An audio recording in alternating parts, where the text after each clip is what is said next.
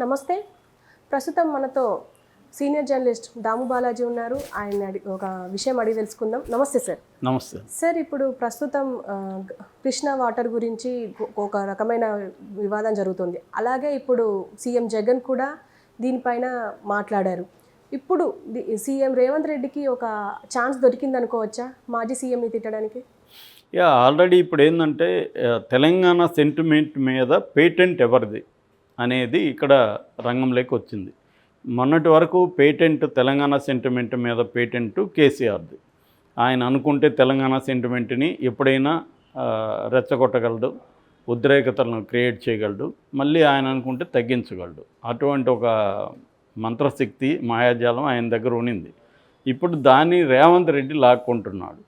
రేవంత్ రెడ్డి వచ్చి ఈ పేటెంట్ నీది కాదు నాదే అని ఈయన చెప్తున్నాడు. అసలు తెలంగాణ ముఖ చిత్రం నుంచే మిమ్మల్ని తుడిచిపెట్టేస్తా అని కూడా మొన్న అసెంబ్లీలో రేవంత్ రెడ్డి మాట్లాడాడు. సో ఈ కాంటెక్స్ట్లో మొన్న ఒక ఆరోపణ ప్రధానంగా రేవంత్ రెడ్డి ఏం చేశాడంటే, కేసీఆర్ తెలంగాణ ప్రజల ప్రయోజనాల్ని పణంగా పెట్టి అక్కడ కొన్ని ప్రాజెక్టులకంతా కూడా జగన్ను పిలిచి ఆయన ప్రగతి భవన్లో భోజనం పెట్టి జగన్ మాటలకి లొంగిపోయి జగన్కి అప్పనంగా వాటర్ అప్పగించేశాడు. రాయలసీమని రతనాల సీమగా చేస్తానని కూడా కేసీఆర్ అన్నాడు. అవన్నీ విమర్శించాడు. దానికి దోహదం చేసే విధంగా అక్కడ ఆంధ్రప్రదేశ్ అసెంబ్లీలో జగన్ మనకి తెలంగాణ నుంచి కిందికి వదిలితే తప్ప ఏపీకి నీళ్లు రావు, అటువంటి పరిస్థితిలో మనం అడగగానే ఒక అడుగు ముందుకేసి కేసీఆర్ గారు ఎంత పెద్ద మనసుతో నీళ్లు వదిలారు. దీనివల్ల రాష్ట్రంలో 8 జిల్లాలు, రాయలసీమలో ఉన్న 4 జిల్లాలు, ఇటు ప్రకాశం, నెల్లూరు, గుంటూరు, కృష్ణా, ఈ మొత్తం 8 జిల్లాలకి మనకి వాటరు సఫిషియెంట్గా సరిపోయింది. రైతులకు ఇబ్బంది కాలేదు. దీనికి ప్రధాన కారణం కేసీఆర్ అనేది అక్కడ చెప్పాడు.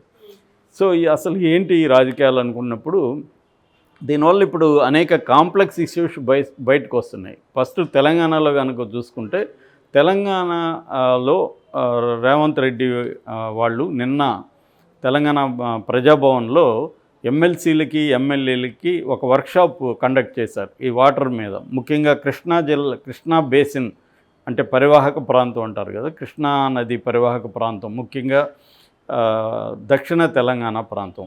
ఈ దక్షిణ తెలంగాణ ప్రాంతంలో ఉండే ఈ వాటరు ని ఎలా అర్థం చేసుకోవాలి, దీని గొడవలు ఏంటి, హిస్టరీ ఏంటి, దీంట్లో ఎవరి వాటా ఎంత రావాలి, తర్వాత రాష్ట్ర విభజన జరిగినప్పుడు ఎవరి వాటా ఎంత రావాలి, దీనికి సంబంధించిన పంపకాలు సంబంధించిన స్ట్రక్చర్ ఏంటి, ఇవన్నీ కూడా ఎమ్మెల్యేలకి ఎమ్మెల్సీలకి ఒక పవర్ పాయింట్ ప్రజెంటేషన్ ద్వారా బట్టి విక్రమార్క, రేవంత్, మిగతా చాలామంది అక్కడ నిన్న చేశారు.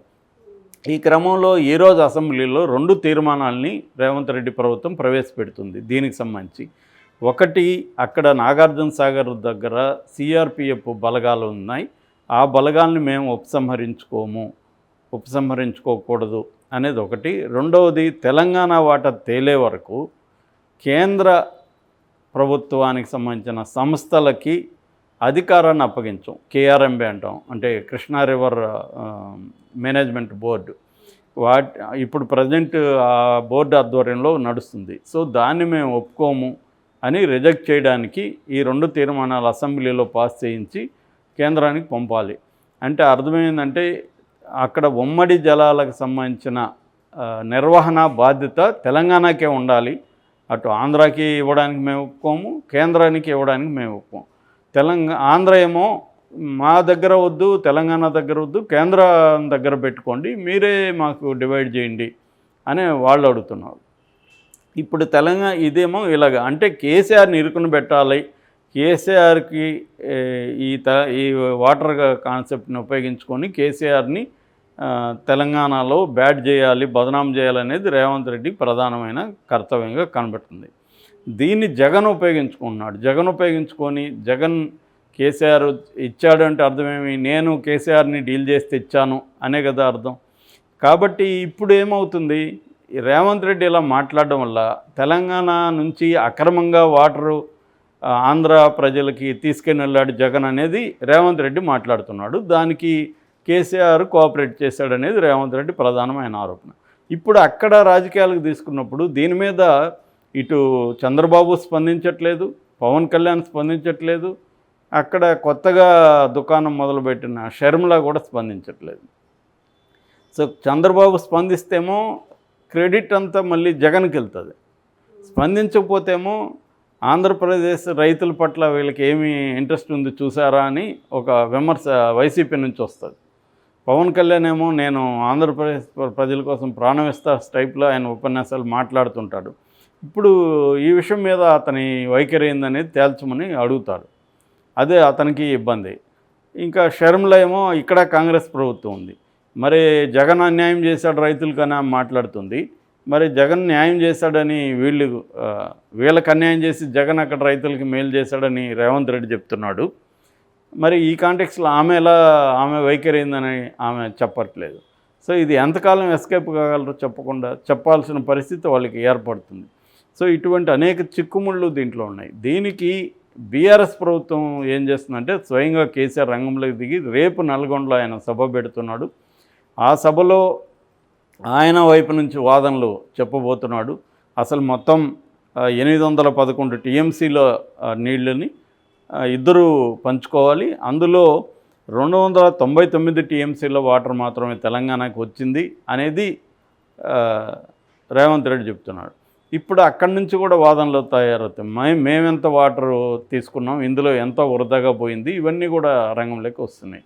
సో రెండు రాష్ట్రాల మధ్య ఇలాంటి ఇబ్బందులు ఉన్నప్పుడు ఖచ్చితంగా కేంద్ర ప్రభుత్వము కోర్టులో దీంట్లో ఇన్వాల్వ్ కావాల్సిన పరిస్థితి ఉంటుంది. ఎందుకంటే ఇక్కడ ఇప్పుడు రాష్ట్రాల ప్రయోజనాల కంటే కూడా ఆయా పార్టీల రాజకీయ ప్రయోజనాలే ముఖ్యంగా మనకు కనబడుతుంది. నిజానికి రాష్ట్రాల ప్రయోజనాలు అయితే ఇరువైపులా ప్రజలే ఉన్నారు, ఇరువైపుల రైతులు ఉన్నారు, ఉన్న వాటర్ ఇంత, దీన్ని మనం ఎలా పంచుకోవాలనేది రాష్ట్రాల ప్రయోజనాలను దృష్టిలో పెట్టుకొని మాట్లాడితే ఒక పద్ధతి. కానీ ఇక్కడ ఏమైపోయింది, అన్ని పార్టీలు దీంట్లో ఇన్వాల్వ్ అయిన అన్ని పార్టీలు కూడా మాట్లాడుతున్నోళ్ళు, మౌనంగా ఉన్నోళ్ళు, అందరికి కూడా రాజకీయ ప్రయోజనాలే ప్రధానం అయిపోయింది. ప్రజల ప్రయోజనాల కంటే కూడా ప్రతిదీ, అదే శ్రీశ్రీ చెప్పినట్టు కాదేది కవితకు అనర్హం అన్నట్టు కాదేది రాజకీయాలకు అనర్హం అన్నట్టుగా ప్రతి పార్టీ కూడా, ఇక్కడ ప్రతి పార్టీ కావచ్చు, ప్రతి పార్టీ నాయకులు కావచ్చు, ఈ వాటర్ ఇష్యూని మనకు అనుకూలంగా ఎలా ఉపయోగించుకోవాలి అనేదే ఆలోచిస్తున్నట్టుగా కనబడుతుంది. ఇప్పుడు అది పెద్ద ఎత్తున ఇది ఇష్యూ కాబోతుంది. తెలంగాణలో ఎన్నికల్లో ప్రధానమైన ఇష్యూ ఇదే కాబోతుంది. ఇది ఇప్పుడు బీజేపీ స్టాండ్ ఏంటో కూడా చెప్పాల్సి వస్తుంది. ఇక్కడ బీజేపీ స్టాండ్ ఏంటి, అక్కడ పురంధేశ్వరి స్టాండ్ ఏంటి కూడా ఆమె కూడా నోరు తెరవాల్సి వస్తుంది. అప్పుడు బీజేపీకి కూడా ఇబ్బంది రెండు రాష్ట్రాల్లో. సో ఇలాగా రెండు రాష్ట్రాల్లో కాంగ్రెస్ ప్రభుత్వం, కాంగ్రెస్ పార్టీలకు ఇబ్బంది, రెండు రాష్ట్రాల్లో బీజేపీకి ఇబ్బంది. అక్కడేమో తెలుగుదేశం రేపు బీజేపీతో పొత్తు పెట్టుకుంటే దీని మీద తెలుగుదేశం పవన్ కళ్యాణ్ మాట్లాడాల్సి ఉంటుంది. ఓన్లీ అసలు మాట్లాడట్లేదు వాళ్ళు, కనీసం మాట్లాడాలి కదని ఆల్రెడీ అక్కడ నుంచి ప్రజల నుంచి డిమాండ్స్ వస్తున్నాయి. సో ఎందుకంటే జగన్ అక్కడే సాధించుకొని రాగలిగాడు అనేది సాక్షాత్తు తెలంగాణ ముఖ్యమంత్రి చెప్తున్నాడు కాబట్టి జగన్కి అక్కడ మార్కులు పడతాయి. ఎందుకంటే జగన్ హీరో అవుతాడు అక్కడ. నువ్వు ఏం చేసావు అనేది పక్కన పెడితే వాటర్ అయితే తేగలిగాడు కదా కేసీఆర్ని మేనేజ్ చేసి ఈయన చెప్తున్న ప్రకారం. సో దాన్ని జగన్ అసెంబ్లీలో ముందుకు తీసుకొచ్చాడు. అట్లాగే ఇక్కడ తెలుగుదేశం గతంలో రేవంత్ రెడ్డికి సపోర్ట్ చేసింది కాబట్టి ఇప్పుడు రేవంత్ రెడ్డికి వ్యతిరేకంగా స్టాండ్ తీసుకోవాలన్న పరిస్థితి తెలుగుదేశానికి అక్కడ ఏర్పడింది. తీసుకుంటే ఒక సమస్య, తీసుకోకపోతే ఒక సమస్య. తీసుకొని ఇప్పుడు రేవంత్ రెడ్డి మీద పోరాడదామంటే మళ్ళీ జగన్ని సపోర్ట్ చేసినట్టు అయిపోతుంది. జగన్ నిజంగానే వాటర్ తెచ్చాడనేది ఒప్పుకోవాలి వాళ్ళేమో అక్కడ ప్రజలకు అన్యాయం చేశారు, ఇక్కడ ప్రాజెక్టులకి అన్యాయం చేశాడని చంద్రబాబే యాత్రలు కూడా చేశాడు గతంలో ప్రాజెక్టులకు సంబంధించి. సో ఇటువంటి ఒక వాతావరణాన్ని రేవంత్ రెడ్డి స్టార్ట్ చేసేసాడు. రేవంత్ రెడ్డి కూడా తన కోసమే స్టార్ట్ చేశాడు అది.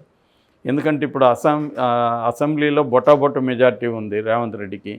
రేపు పార్లమెంట్లో మంచి మెజార్టీతో కనీసం ఒక 10 సీట్లు, 8 నుంచి 10 సీట్లు గెలిపించకపోతే రేవంత్ రెడ్డి అధికారానికి కూడా ఇబ్బందులు ఏర్పడతాయి. ఎందుకంటే ఆయన అబ్సల్యూట్ కంట్రోల్ ఉండదు పార్టీ మీద. అది చేయగలిగాడంటే పార్టీ మీదకి అబ్సల్యూట్ కంట్రోల్ వచ్చేస్తుంది. ఇటు కేంద్ర అధిష్టానం కూడా కంప్లీట్గా అతనికి ఫ్రీడమ్ ఇస్తుంది.